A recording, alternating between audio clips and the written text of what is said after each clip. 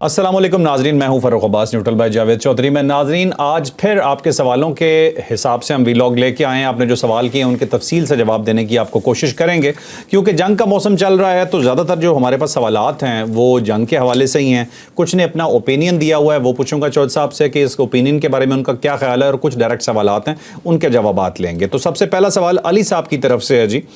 ہم نے ایک ویلاگ میں ڈسکس کیا تھا کہ دوبارہ انڈیا شاید کوئی جنگ کی تیاری کر رہا ہے، اسی حوالے سے انہوں نے ایک سوال کیا۔ اب انڈیا کیا بہانہ بنائے گا پاکستان پہ حملے کے لیے؟ پہلے تو پہلگام کے حوالے سے یا اس کے بہانے سے اٹیک کیا تھا؟ اب دیکھیں، جو انڈیا نے اب تک اٹیکس کیے ہیں اس کے لیے کسی بڑے بہانے کی ضرورت نہیں تھی۔ پہلگام کا جو واقعہ ہے وہ کوئی جنگ کا واقعہ نہیں ہے، کوئی جنگ کا باعث بننے والا واقعہ نہیں ہے۔ ایک جگہ پہ ٹیررسٹ اٹیک ہوا، اس میں کوئی شک نہیں ہے، اور وہ کہہ رہے ہیں تو اس کو مان لینا چاہیے۔ 26 لوگ اس کے اندر ہلاک ہوئے، ایک بندہ بھی مر جائے تو بڑی بری بات ہوتی ہے۔ انسان کی جان کی حفاظت جو ہے ہر ملک کے اوپر، ہر معاشرے کے اوپر فرض ہے، اور انسان کی جان، بلکہ وہ کیا، کسی جانور کی جان بھی، کسی پودے کی جان بھی قائم رہنی چاہیے۔ اس کے ساتھ اس قسم کا سلوک نہیں ہونا چاہیے، ہم اس چیز کے قائل ہیں۔ لیکن 26 لوگوں کی آپ ہلاکت کے اوپر اگر آپ 26 کروڑ لوگوں کی جان کو خطرے میں ڈال دیتے ہیں تو اس سے بڑی بیوقوفی کوئی نہیں ہوگی۔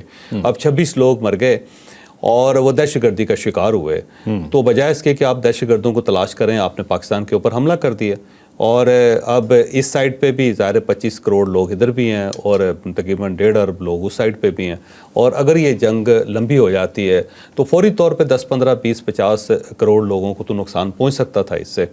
آپ نے ان 26 لوگوں کے لیے ان 40 50 کروڑ لوگوں کی جان کو خطرے میں ڈال دیا۔ اس سے بڑی بیوقوفی کیا ہو سکتی ہے؟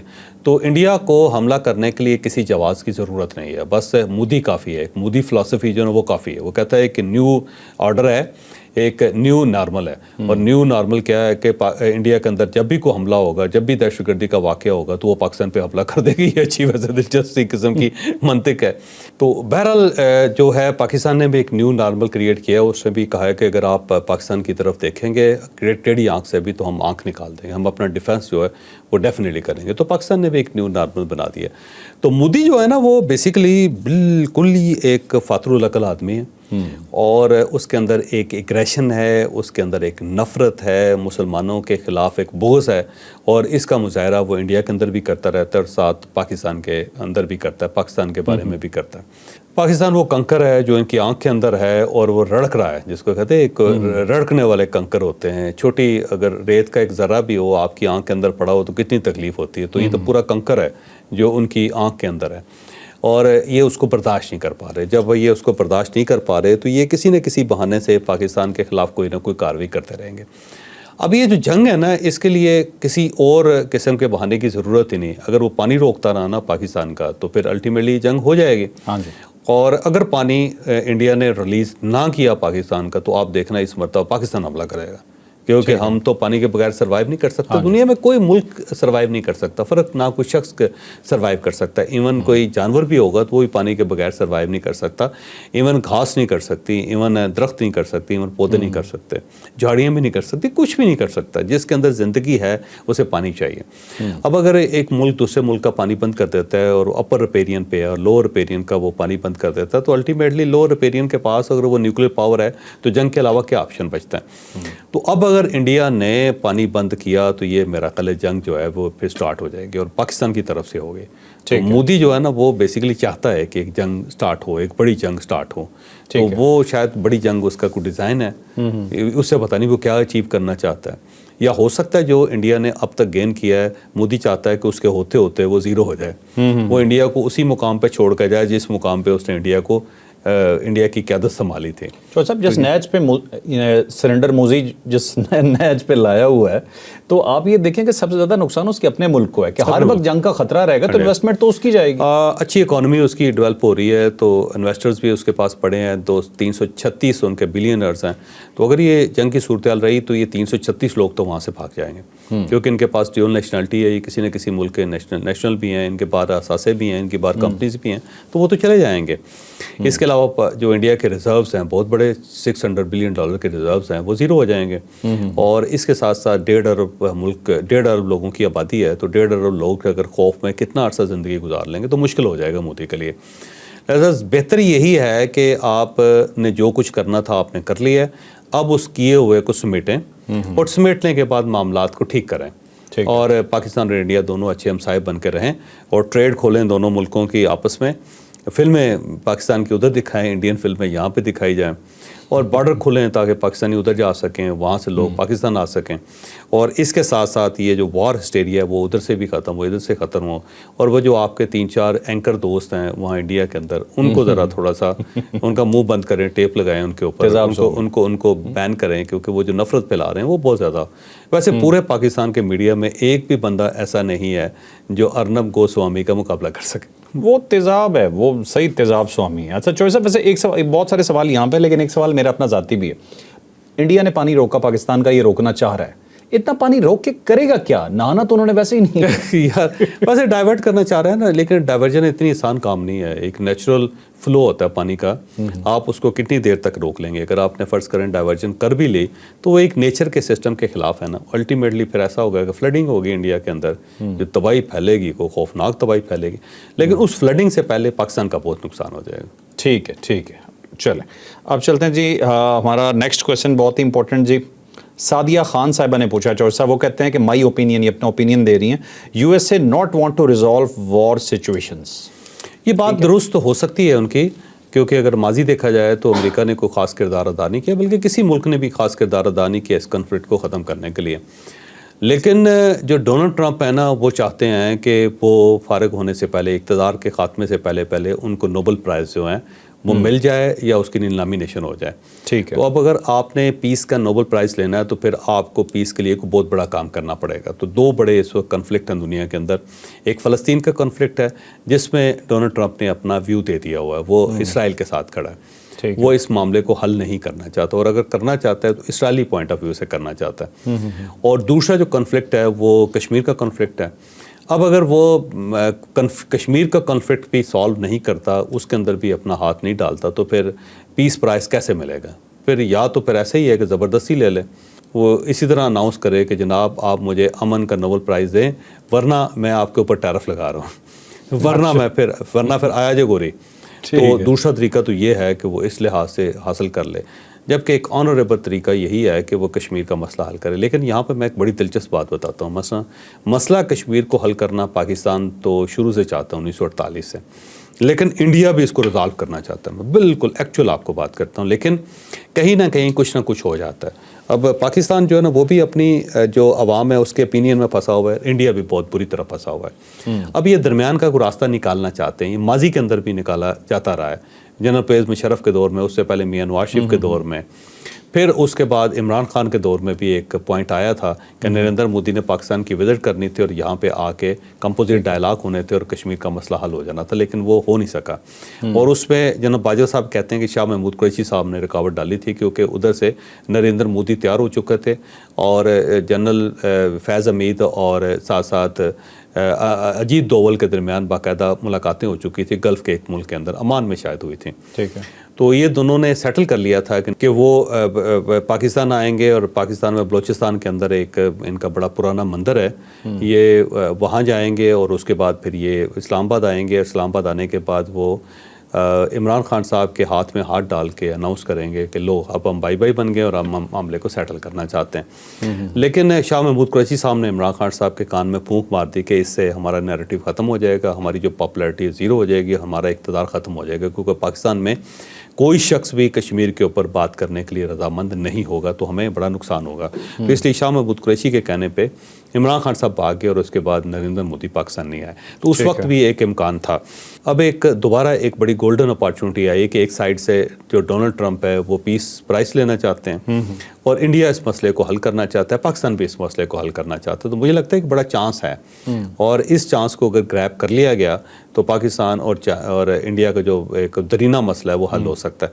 اب سوال یہ ہے کہ پھر کشمیر کا مسئلہ حل کیا ہوگا؟ کیا یہ جو لائن آف کنٹرول ہے اس کو ہم سرحد مان لیں گے؟ نہیں, اس کے اندر تھوڑی سی ویریشن ہوگی کہ ہو سکتا ہے جو ویلی کا ہے نا جی یا جو سری نگر ہے وہ علاقہ آزاد کشمیر کو مل جائے. اگر وہ آزاد کشمیر کو مل جاتا ہے تو پھر پاکستان خوش ہو جائے گا, اور پاکستان ساتھ ہی جموں اور لداخ کے اوپر جو کمپرومائز کر جائے گا انڈیا کا جو موقف ہے اس پہ, تو اس سائڈ پہ ان کو لداخ اور پھر جموں مل جائے گا, تو وہ ادھر سے ڈنڈورا پیٹتے رہیں گے کہ ہم جیت گئے, ہم ادھر سے ڈنڈورا پیٹتے رہیں گے کہ ہم جیت گئے.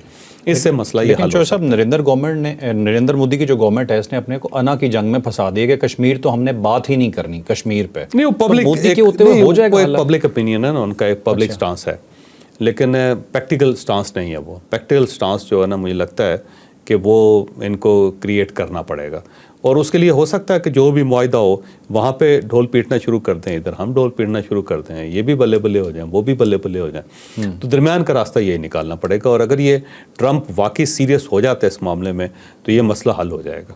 ٹھیک ہے چلیں اب چلتے ہیں جی نیکسٹ سٹوری کی طرف.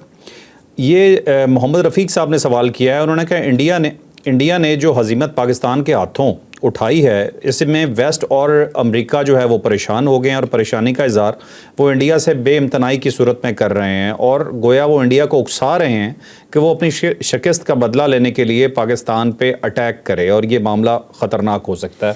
یہ کیا بات ہے؟ دیکھیں, ایک اپینین یہ ہو سکتا ہے کہ جو یورپ ہے یا امریکہ ہے وہ انڈیا کو کہہ رہا ہے کہ تیری بڑی بےزتی ہوئی, تیری بڑی بےزتی ہوئی. ایسا ہوتا ہے نا پنجاب کے اندر جب کوئی بندہ تھوڑا سا اس کو شکست ہو جائے یا ہار جائے تو لوگ اس کو چکنا شروع کر دیتے ہیں, اس کو کہتے ہیں چکنا پنجابی کے اندر, اس کو اٹھانا شروع کر دیتے ہیں, اس کو تاؤ دینا شروع کر دیتے ہیں کہ یار توڑی بڑی پیسی ہو گئی, یار توڑی مجھ کٹی گئی, جی توڑا جی نک کٹ دیتا وڈ دیتا ہے, دیکھو جی تسی اپنے پیو دا بدلہ نہیں لے سکے.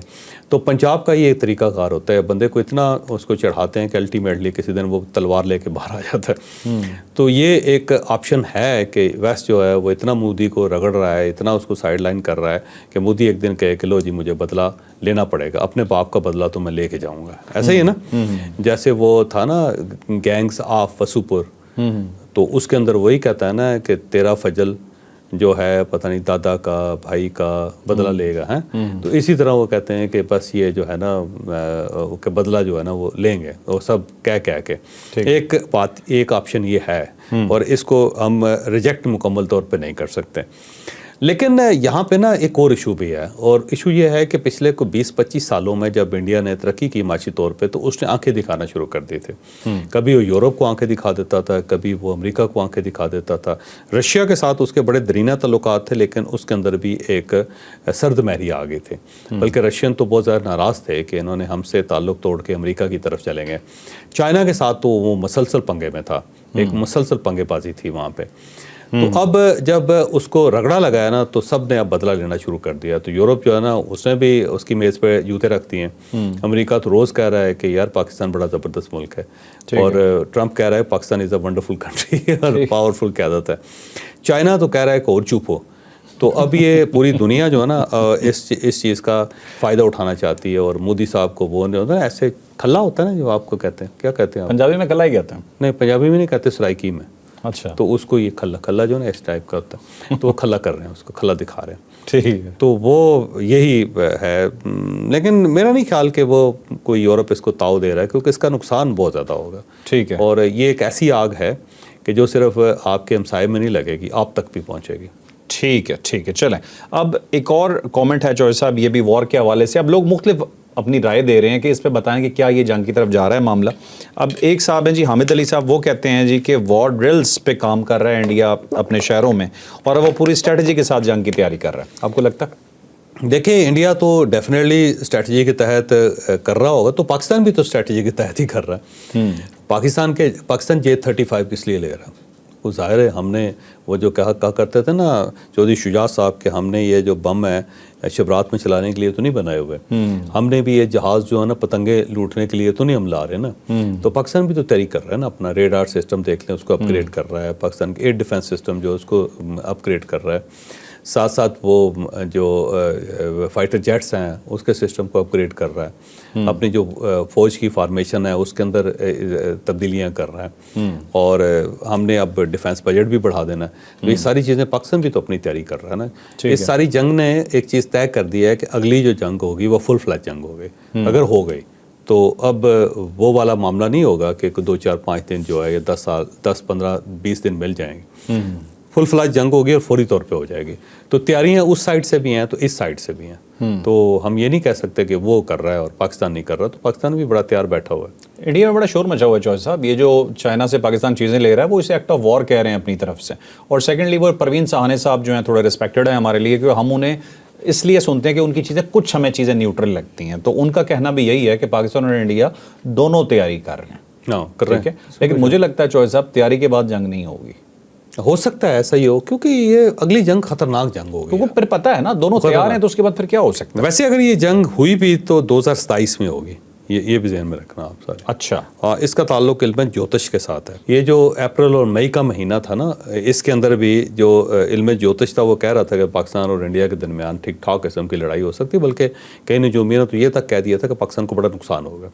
लेकिन अल्लाह ने खास करम किया, जंग तो हुई लेकिन पाकिस्तान को इसका फ़ायदा हुआ, इंडिया को नुकसान हुआ। तो उसके बाद ये कहते हैं कि ये जो सितारों की इक्वेशन है ना, ये 2027 में दोबारा आएगी। ठीक है। तो अब अगर हमला हुआ भी, कोई बड़ी फुल फ्लैज जंग हुई भी, तो वो 2027 में आएगी। और ये वहाँ के नजूमी जो इंडिया के वो कह रहे हैं, वो क्लेम कर रहे हैं, जिन्होंने पहले कहा था कि पाकिस्तान को नुकसान हो। तो लालो लितर। ठीक है, चल अब चलते हैं। वकार अहमद साहब का सवाल है। चौधरी साहब कर लो सवाल। हाँ। वो कहते हैं मोदी और इमरान भाई भाई हैं, एक ने इंडिया को डुबोने की जिम्मेदारी ली और दूसरे ने पाकिस्तान। नहीं यार, ज्यादती है। वैसे इमरान खान साहब के साथ तमाम तर मुखालफत के बावजूद मैं इमरान खान को मुहब्बे वतन समझता हूँ। मैं वो समझता हूँ कि पाकिस्तान की बहुत बड़ी सियासी जमात का लीडर है वो, और सबसे ज़्यादा वोट पाकिस्तान तहरीक इंसाफ ने हासिल किए हैं, सबसे ज़्यादा MNA पाकिस्तान तहरीक इंसाफ के हैं। और आज भी इमरान खान पॉपुलर है। इमरान खान अगर बाहर आए और आके अगर वो क़यादत करे तो लोग आज भी उसके साथ खड़े होंगे। ये एक हकीकत है जिसे मेरा नहीं ख्याल कि हमें इसके ऊपर आंखें बंद करनी चाहिए, हमें ये तस्लीम करना चाहिए। अब उनका तर्ज़ सियासत है इमरान खान साहब का, उसके ऊपर अलबत्ता बात हो सकती है और उसको मैं नापसंद करता हूँ। मैं ये समझता हूँ कि अगर अल्लाह ताला ने आपको रूज दी है, अल्लाह ताला ने अगर आपकी आवाज़ में जान पैदा की है, अगर अल्लाह ताला ने आपको मकबूलियत दी है, तो आपकी इस मकबूलियत की वजह से या इस जान की वजह से पाकिस्तान को नुकसान नहीं होना चाहिए। इमरान खान साहब की जो सियासत है, जो तर्ज़ सियासत है, उसका पाकिस्तान को नुकसान हो सकता है और नुकसान हो रहा है। तो उन्हें अपनी तर्ज़ सियासत बदलनी चाहिए। लेकिन इसका हरगिज़ यह मतलब नहीं है कि इमरान खान कोई एंटी पाकिस्तान है या वो पाकिस्तान को नुकसान पहुँचाना चाहता है या पाकिस्तान को खुदा ना खास्ता तोड़ना चाहता है। ये बात सरासर गलत है। इस चीज़ के ऊपर मुझे नहीं लगता कि हमें कोई यकीन करना चाहिए। आज चौधरी साहब, मैं एक सियासतदान जो है उसके पास होती ही तर्ज सियासत है, अगर वो ही गलत है तो मुहिब वतन कैसे? नहीं, देखें, तर्ज सियासत जो है ना उसको बदला जा सकता है, उसको ठीक किया जा सकता है। लेकिन अगर एक बंदा गद्दार होगा या मुल्क के ख़िलाफ़ होगा तो उसको नहीं ठीक किया जा सकता। तो तर्ज सियासत तो किसी वक्त भी बदली जा सकती है ना। आपका ये तरीक़ाकार है, आप उसको किसी वक्त भी तब्दील कर सकते हैं। अच्छा सब चले, मुझे आप घेरे नहीं जा रहे, मैं और तरह से सवाल करता हूँ। ठीक है, मुझे तुम्हें रिटर्न करना था। नहीं, मुझे एक चीज़ बताएं, जो कुछ इमरान खान ने किया ये किसी और पार्टी ने किया होता उसकी क्या हालत होती? हाँ, देखें, उससे 1% ही MKM ने किया था तो उसके साथ क्या हुआ, अल्ताफ़ हुसैन ने किया था तो उसके साथ क्या हुआ। बल्कि वो MKM के लोग आज भी कहते हैं कि हम क्या सुतेले हैं कि हमारी एक गलती भी आपने माफ़ नहीं की थी, और ये जो यहाँ पे कर रहे हैं इमरान खान साहब, उसके बावजूद आप उसके लिए एक गुंजाइश पैदा कर रहे हैं। बल्कि ये जो खैबर पख्तूनख्वा की पार्टियाँ हैं, जो बलूचिस्तान की पार्टीज़ हैं, जो सिंध की पार्टीज़, वो भी ये क्लेम करती हैं कि इमरान खान क्योंकि पंजाबी हैं तो इसलिए उनको ये रायत दी जा रही है। वजह ये नहीं है, वजह मैं आपको बहरहाल बता देता हूँ। 2 वजूहात हैं। एक वजह तो ये है कि बड़ी मुश्किल से एक तीसरी पार्टी पाकिस्तान के अंदर इमर्ज हुई है, डेवलप हुई है, उसको चलना चाहिए, उसको ख़त्म नहीं होना चाहिए। पहले से 2 पार्टीज सिस्टम था और वो जो दोनों पार्टीज़ हैं वो एक दूसरे के साथ मिल गई हैं, रल गई जिन्होंने कहते हैं। तो एक तीसरी पार्टी का होना, उसका वजूद में रहना बहुत ज़रूरी है पाकिस्तान के लिए। तो एक तीसरी पार्टी बनी हुई, उसको ख़त्म नहीं होना चाहिए। एक तो रीज़न ये है, और मेरा ख्याल है किसी न किसी जगह पे एस्टैब्लिशमेंट इसको महसूस कर रही है, इसलिए वो इमरान खान साहब को जेल के अंदर रख कर ट्रेंड कर रही है ताकि वो थोड़े से ट्रिम हो जाए, उनको वो अंडरस्टैंड कर जाए हालात को। और अगर अंडरस्टैंड करते हैं और मरकज़ी धारे में आ जाते हैं और वो पॉलिटिक्स सियासत जो है वो प्रॉपर सियासत की तरह करते हैं तो किसी को क्या एतराज़ हो सकता है उस पर? ट्रिम हो रहे हैं, मुझे लगता है हो जाएंगे। इम्प्रूवमेंट बहुत है। पहले वो 2+2 को 6 कहते होते था, वो 5 कहते हैं।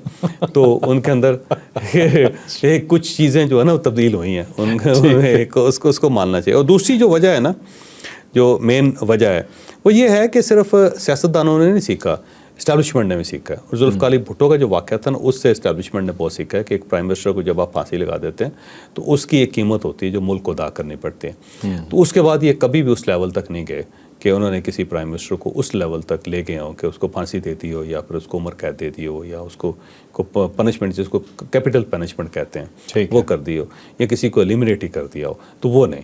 تو اسٹیبلشمنٹ جو ہے نا وہ بھی سمجھ گئی ہے. دوسرا وہ سمجھتے ہیں کہ جو پاپولر لیڈر ہے اس کو آپ ایک خاص حد تک ریٹین کر سکتے ہیں یا اس کو ڈیٹینشن میں رکھ سکتے ہیں, لیکن الٹیمیٹلی عمران خان صاحب نے باہر آنے ہی آنا ہے اور انہوں نے سیاست کرنے ہی کرنے. چلیں ٹھیک ہے جی, چلتے ہیں نیکسٹ اور آخری سوال پہ. آخری سوال جی ہمارا بہت ہی امپورٹنٹ ہے. میں اس لیے کہہ رہا ہوں جی کہ پچھلے دنوں آپ نے دیکھا جو پاکستان کی اور انڈیا کی جنگ ہوئی, پاکستان کی فورسز بہت بہادری سے لڑیں اور انڈیا کو ناک و چنے چبا دیا, اور کلیدی کردار اس میں ادا کیا ہماری ایئر فورس نے. تو اسی حوالے سے یہ سوال ہے, اور میں پہلے بتا رہا ہوں کہ میں اس کے حق پہ ہوں جو یہ صاحب یہاں پہ کہہ رہے ہیں. یہ یہاں پہ کوشچن ہے جی آفاق راجہ صاحب کا. یہ کہتے ہیں جی air chief marshal Zaheer Babar Sidhu بھی یقینی طور پہ مارشل آف ایئر فورس پر پروموٹ ہونے چاہیے. ویسے میں بھی اس سے ایگری کرتا ہوں کیونکہ ان کا کنٹریبیوشن ہے پاکستان کے اوپر, ان کا بڑا احسان ہے. بلکہ اگر یہ کہا جائے کہ جو ان کی پوسٹنگ ہوئی تھی ایز اے اپوائنٹمنٹ ہوئی تھی ان کی ایز اے ایئر چیف, یہ بھی ایک بڑا معجزہ ہے کیونکہ جو عمران خان صاحب تھے وہ ایک پراچا صاحب تھے, ایئر وائس مارشل پراچا صاحب, ان کو ایئر چیف بنانا چاہتے تھے. اچھا. اور اس کی بیک گراؤنڈ یہ ہے کہ جو فیصل جاوید صاحب ہیں نا, آپ نے سینیٹر فیصل جاوید صاحب, ان کے ایک بھائی ہیں جو ایئر فورس میں ہیں, اور وہ جو ایئر فورس میں ان کے بھائی ہیں وہ عمران خان کے ADC تھے. عمران خان صاحب کے پیچھے جو پروٹوکول میں ایئر فورس کا جو بندہ تھا وہ فیصل جاوید کا بھائی تھا. اور فیصل جاوید یہ جو ہے نا یہ بھی پشاور کے ساتھ تعلق رکھتے ہیں, اور ایئر وائس مارشل جو پراچا صاحب تھے وہ بھی, ان کا تعلق بھی پشاور کے ساتھ تھا. تو ان کے آپس میں گھریلو تعلقات تھے. تو وہ جو فیصل جاوید صاحب کے بھائی ہیں انہوں نے عمران خان صاحب کو قائل کر لیا تھا کہ ہمیں جو ایئر وائس مارشل پراچا ہیں ان کو ایئر چیف بنانا چاہیے. تو وہ اس کے لیے بہت زیادہ تیار تھے, اور عمران خان صاحب بھی راضی تھے. وہ کہتے تھے اپوائنٹمنٹ کر دیں, بلکہ انہوں نے پریزیڈنٹ کو کہہ بھی دیا تھا. لیکن اس پہ پھر جنرل باجوہ نے انٹروینشن کی تھی, انہوں نے بڑی مشکل سے عمران خان کو قائل کیا تھا. انہوں نے کہا جی یہ کمپیٹنٹ آدمی ہے اور آپ ظہیر سدھو جو ہے اس کمپیٹنٹ آدمی کو ایئر چیف بنائیں, یہ ایئر فورس کو کہیں سے کہیں لے جائے. تو انہوں نے عمران خان کو قائل کر کے انہیں اس پوزیشن پہ اپوائنٹ کروایا تھا. اس کے بعد یہ ظاہر ریٹائر ہو رہے تھے, اور ریٹائرمنٹ کے بعد ان کو 1 سال کی ایکسٹینشن بھی ملی. اب یہ جو ایکسٹینشن ہے اس کے اوپر بھی بہت زیادہ لوگوں نے اعتراض کیا کہ دیکھیں کیوں آپ ایکسٹینشن دے رہے ہیں. لیکن اب دیکھ لیں اس ایکسٹینشن میں سے کتنا اچھا ایک نتیجہ نکلا, اور وہ نتیجہ یہ نکلا کہ اگر یہ آج ریٹائر ہو گئے ہوتے تو ہو سکتا ہے پاکستان اس لیول تک اچیومنٹ نہ حاصل کر سکتا ہے. اس بندے کا کمال ہے. اور یہ جو اسکواڈن 15 ہے نا, جو PF کا اسکواڈن 15, یہ اس کے چیف بھی رہے ہیں, اس کے اسکواڈن لیڈر بھی رہے ہیں, جو J10 جس کے پاس J10 ہے, اور جنہوں نے یہ اس جنگ کے اندر مین کردار ادا کیا تھا.